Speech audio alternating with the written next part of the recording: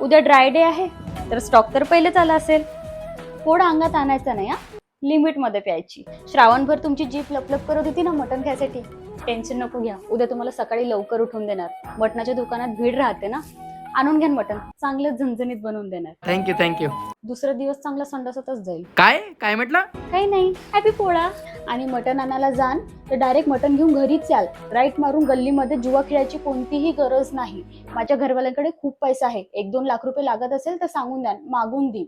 पण हे जुवा खेळत नाही बसायचं, चांगलं नाही वाटत. उद्या मी पुरणपोळी, वडे, भजे सगळं काही बनवणार आहे. तर दारू तितकीच प्यान की हे सगळं सुद्धा पोटात गेलं पाहिजे, नाही तर घुसळून न्यान पूर्ण दारू आपल्या पोटामध्ये. फक्त एवढंच म्हणायचं होतं. आणि हा, सगळ्यात इम्पॉर्टंट सूचना, दारू पिऊन आल्यानंतर माझ्या घरवाल्यांची बुराई नाही करायची, नाहीतर मी फोनमध्ये रेकॉर्ड करून टाकेल आणि फॅमिली ग्रुपमध्ये पाठवून देईन. म्हणजे मी याच्यासाठी सांगत आहे कारण तुम्ही नंतर म्हटलं नाही पाहिजे चिटिंग केली.